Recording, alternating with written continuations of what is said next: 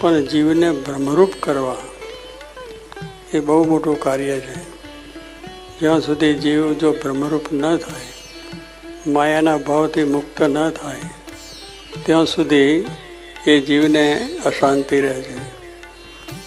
પણ મહારાજનો સંકલ્પ જેવો હતો અને એ પ્રમાણે પોતે પૃથ્વી ઉપર પ્રથમના 71 વચનાત્મા મહારાજે પોતે જ કહ્યું છે કે હું જે આ પૃથ્વી ઉપર આવ્યો છું તે હું આવ્યો છું અને મારું ધામ જે અક્ષર ગુણાતીત એને પણ સાથે લાવ્યો છું અને સાથે અક્ષર મુક્તો બધા લઈને આવ્યો છું. મારું ઐશ્વર્ય છે પણ તમામ લઈને આવ્યો છું અને આ પ્રમાણે આ પૃથ્વી ઉપર આવ્યો છે. એ વાત તમારે બધાએ સમજવી અને બીજાને વાત કરવી, આ એમનો આદેશ છે. આ વચનાત્ પ્રથમ 71 છે. એમાં મહારાજે પોતાનો આદેશ જણાવ્યો છે કે હું આવ્યો છું એટલા માટે કે આ વાતને તમે બધા સમજો.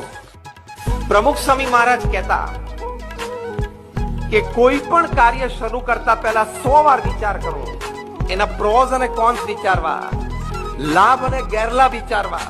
પણ એકવાર 100 વાર વિચાર કર્યા પછી નક્કી કરીએ કે આપણે આ કામ કરવું છે તો એક કામ આદરવું અને પછી 100 વિઘ્ન આવે ને તો પણ ઊભા નહીં રહેવાનું. પ્રમુખ સ્વામીના મુખ્યથી પણ સાંભળ્યું કે આપણે 11 તો કરવી જ જોઈએ. એટલે ત્યારે એ બી એકદમ અંતરમાં ભાવના થઈ, લાગણી થઈ કે સ્વામી કહે છે તો આપણે સ્વામીને રાજી કરવા માટે કરવી જોઈએ. તો એમ કરતાં કરતાં જ્યારથી આ 11 શરૂ કરી છે ત્યારથી તે અત્યાર સુધી એક પણ 11 એવી નથી કે ભૂલથી પણ મારાથી મિસ થઈ ગઈ હોય. એટલે ખૂબ જ સ્વામીની કૃપા છે.